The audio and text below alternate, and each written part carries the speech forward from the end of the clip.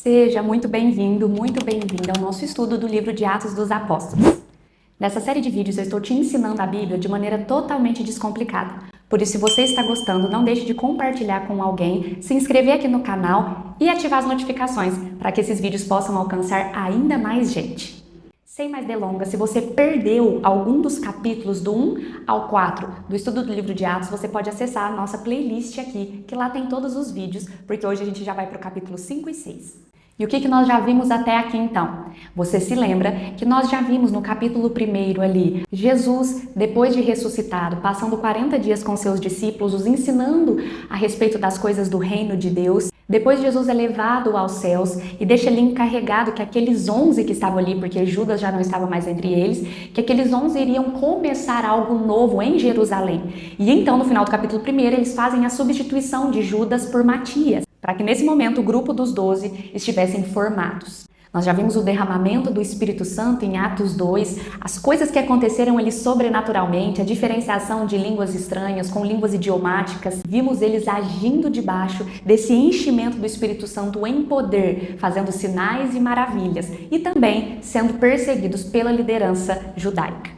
Entrando no capítulo 5, logo no começo, você tem aquela história muito conhecida de Ananias e Safira. É uma história pequena, mas que tem um grande impacto, porque se trata ali de uma manifestação ali da presença de Deus naquele lugar de uma maneira muito brusca. Aqui o ponto principal do pecado de Ananias e Safira, lembra que eles eram um casal, eles venderam a propriedade e vieram ali entregar um valor aos pés dos apóstolos, né? Lembre-se que nesse momento aqui, nós já falamos no último vídeo, as pessoas estavam trazendo ali os seus dízimos, as suas finanças aos pés dos apóstolos, porque ali eles estavam tomando uma posição naquele lugar de autoridade. Ali eles faziam a distribuição, o cuidado das viúvas, como nós vamos ver agora em diante. Acontece que Ananias e Safira ali mentem a respeito daquilo que eles estavam levando. E o ponto principal da mentira deles aqui, desse pecado, não foi necessariamente eles não terem dado tudo o que eles tinham, mas eles terem mentido diante do Senhor ali, para os apóstolos, mentindo diante daqueles que estavam sendo levantados pelo Senhor. O fim dessa história é muito brusca, porque Deus mata tanto Ananias quanto Safira, porque Safira entra ali, tenta também enrolar ali os apóstolos e também é levada daquele lugar sem vida. Isso parece ser muito brusco de imediato, mas irmãos, o que nós precisamos entender aqui é que Deus estava levantando um povo. Lembra que falamos disso? Toda a autoridade da liderança judaica estava passando agora para os apóstolos. Eles estavam sendo responsáveis por iniciar um projeto eterno chamado Igreja do Senhor Jesus. Quando Pedro olha para Ananias, ele fala: por que você deixou Satanás encher o seu coração de mentira? Perceba que ali estava tendo um ataque aos apóstolos do próprio diabo. Porque se todo aquele povo visse que é possível mentir aqueles homens que estavam sendo levantados por Deus, começaria então uma irreverência a tudo que o Senhor havia falado. Satanás queria colocar naquela comunidade que estava se formando a mentalidade de que aqueles homens que foram chamados por Deus poderiam ser enganados. E assim isso serviria para contestar a mensagem que eles estavam pregando. Imagine você tem todos os seus ritos, as suas práticas, levanta um grupo ali de 12 homens, pregando agora sobre um novo evangelho, sobre um Jesus que ressuscitou, sobre o Messias. E então milhares e milhares de pessoas estão se convertendo, estão integrando nessa comunidade de fé e de repente vem um casal tomado por uma iniciativa satânica, demoníaca, mentindo para aqueles homens. Naquele momento precisaria ser gerado temor naquela comunidade para olhar e falar: não, a mensagem que eles carregam é tão verdadeira, é tão forte, é tão real, que esses homens não podem ser enganados, porque o que está nele é maior do que o que está ali no mundo, é maior do que o que está agindo na vida daquelas pessoas que estão tentando de alguma forma romper ali ou criar um tipo de irreverência da comunidade contra eles. Perceba que o ápice da história não é a questão de eles terem dado ou não ali a sua oferta, a venda ali, o dinheiro da venda da sua propriedade. Foi a mentira daquele povo. Jesus já falou que o diabo é o pai da mentira. A mentira é detestável diante de Deus. Quando Safira entra no templo, Pedro ainda dá uma oportunidade da bendita da esposa sábia ali consertar a história. Pedro pergunta: foi por esse valor, Safira, que vocês venderam o terreno? E ela diz: sim, Foi por esse valor. Mesmo depois de ver o seu marido morto ali, ela continua mentindo. E aí Pedro entende que é algo muito mais profundo. Ele diz, por que você continua pondo à prova o Espírito do Senhor? Aquele casal não estava só mentindo contra os apóstolos, eles estavam blasfemando contra o Espírito Santo ali. Eles estavam pondo à prova, desafiando. Essa palavra pôr à prova tem o sentido de desafiar o Espírito Santo. E ninguém desafia o Espírito Santo de Deus. Perceba que toda essa história no final gerou temor da comunidade de fé. O versículo acaba assim, e todos então sentiram temor quando ouviram essas coisas, reverência, por saber que ninguém pode mentir, ninguém pode enganar o Espírito Santo. Prosseguindo adiante do versículo 12 ao versículo 16, você percebe que grandes sinais iam acompanhando os apóstolos, justamente para poder testificar a missão que eles estavam tendo, que era propagar o evangelho de Jesus, e para isso eles precisavam dessa autoridade, assim como precisamos hoje também. Aqui conta que até a sombra de Pedro curava algumas pessoas, realmente eram coisas sobrenaturais que estavam acontecendo. Do versículo 17 ao 23, como já imaginávamos,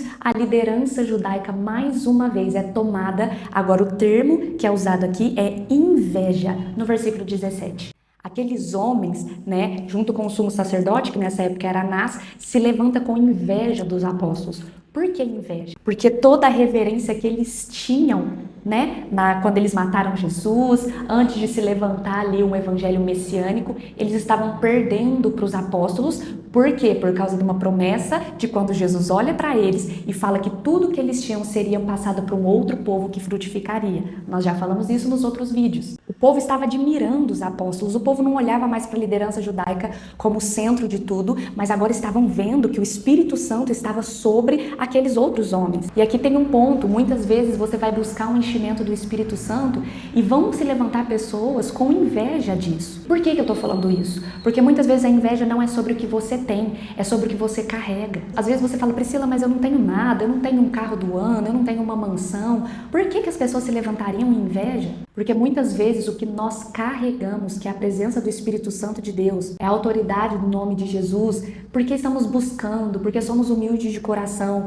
Algumas pessoas com o coração endurecido, que não querem buscar, que só queria muitas vezes o prato já pronto, só queria os resultados, mas sem passar pelo processo, olham para isso muitas vezes e desejam ter aquilo que você está tendo, mas não passar muitas vezes pelo backstage que você passou. E era isso que estava acontecendo aqui.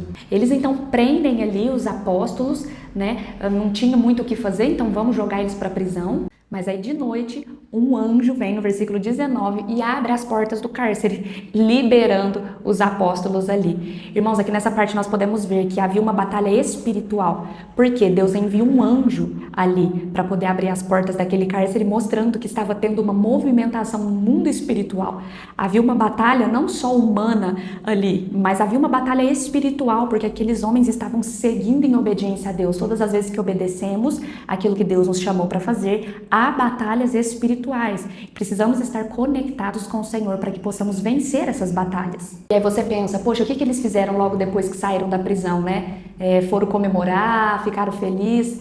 Irmãos, eles foram de novo pregar o evangelho. Sabe, a impressão que dá é que Pedro, João, os apóstolos, os discípulos ali de Jesus não estavam preocupados com a perseguição mesmo, eles se alegravam diante disso, porque depois de passar por isso, ao invés de eles se esconderem, Deus, agora precisamos de um tempo, Deus, agora eu preciso descansar, eles continuaram. E quantas vezes nós paramos diante de uma perseguição, quantas vezes paramos diante de uma retaliação, quando na verdade precisamos continuar. Então você imagina, aqueles sumos sacerdotes ficaram pirados com a rebeldia desses homens. Esses homens estavam desafiando a autoridade deles ali. Então quando eles tentam questionar Pedro, Pedro no versículo 29 diz, antes importa que nós agrademos a Deus, obedeçamos a Deus do que a homens. E aí já aproveita ainda para pregar de novo para eles, o Deus de nossos pais que ressuscitou a Jesus.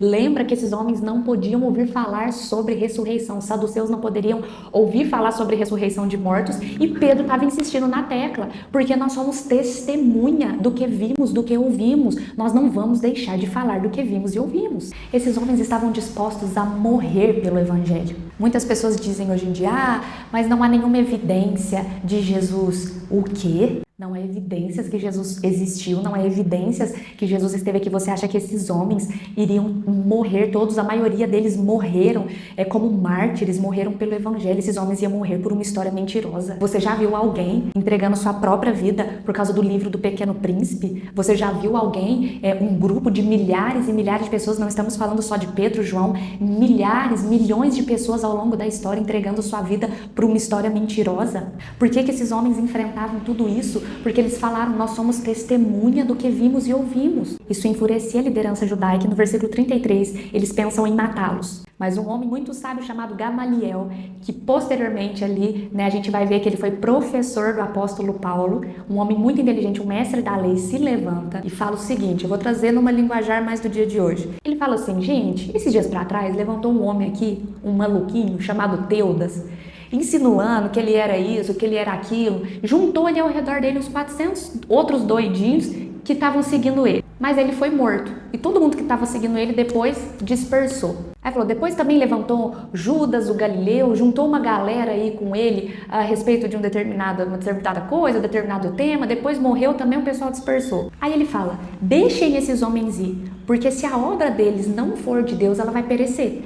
Mas se for de Deus, cuidado para não se encontrarem lutando contra o próprio Deus. Que sabedoria desse homem de virar para eles e falar assim, um tanto de doidinho se levanta aí falando isso, falando aquilo e depois, bum, some. Quando o negócio é de Deus, vai permanecer.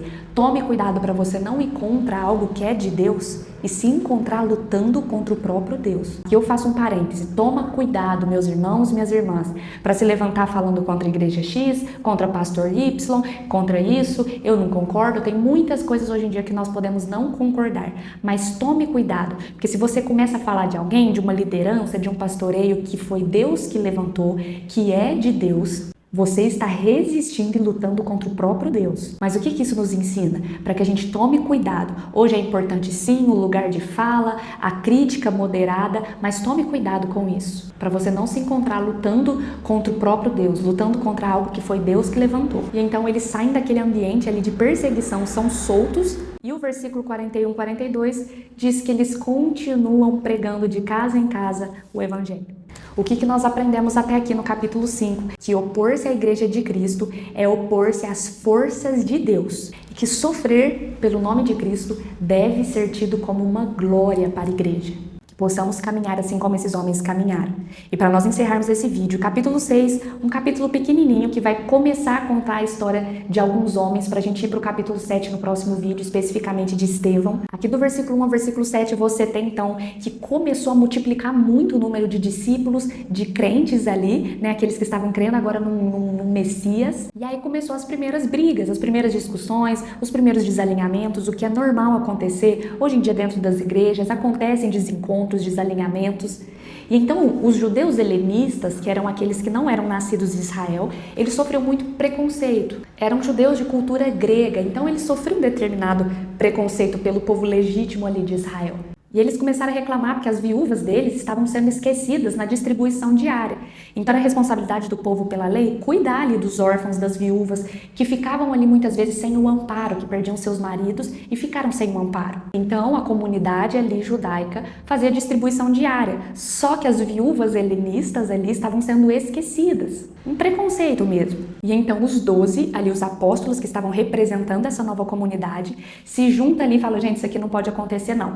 Vamos se organizar. Vamos escolher 7 homens de boa reputação, cheios do Espírito Santo e de sabedoria para poder se encarregar desse serviço. Às vezes você pensa, nossa, Priscila, um serviço tão simples, onde eles iriam cuidar das viúvas, dos órfãos. Aqui você vê que até para a coisa mais simples que fazemos no reino de Deus, precisamos estar bem habilitados.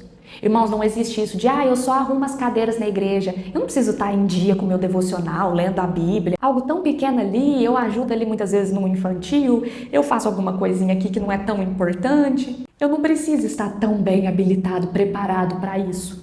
É o engano do nosso coração. Esses homens, para cuidar das viúvas, da alimentação ali, da provisão delas, Eles precisavam de boa reputação, cheios do Espírito Santo e de sabedoria. E então eles escolhem os homens aqui, no versículo 5, entre eles Estevão, Filipe, Prócoro, Nicanor, Timão, não é o Timão e Pumba, Pármenas, Nicolau, prosélito de Antioquia. Eles escolhem esses homens, todos helenistas ali, para poderem ter esse encargo. E um desses começa a se destacar, que é Estevão. Estevão tinha muita fé. Olha isso no versículo 8. Estevão, cheio de graça e de poder, fazia grandes sinais entre o povo. Um menino que não tinha um cargo elevado, um menino que não estava ali em destaque, mas que por ser cheio do Espírito Santo de Deus, ele entendia que onde ele estava trabalhando, servindo, ele poderia ser canal de bênção para aquelas pessoas. As pessoas não podiam resistir à sabedoria de Estevão, quão grande ela era. E então eles começam a levantar um falso testemunho contra Estevão, falando que ele estava pervertendo, falando contra as coisas de Moisés. Lembra que era um povo cabeça dura e o que eles podiam fazer era inventar mentira. Então eles falaram que Estevão estava falando contra a lei de Moisés, o que era uma mentira, porque nós já vimos que esse povo não veio para romper ali uma tradição. Eles estavam colocando Cristo no centro.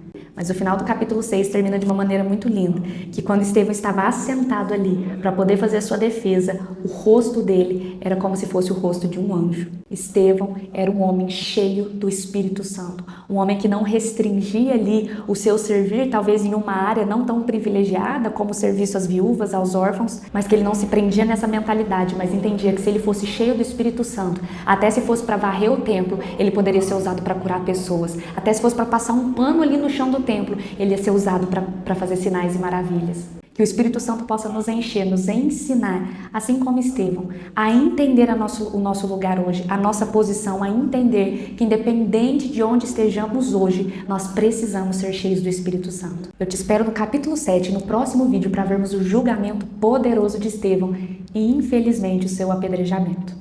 Espero que você tenha gostado e aprendido pelo menos alguma coisa nesses 2 capítulos hoje. Não se esqueça mais uma vez de deixar o seu like aqui, de se inscrever no canal e continuar acompanhando o nosso estudo do livro de Atos dos Apóstolos. Até mais!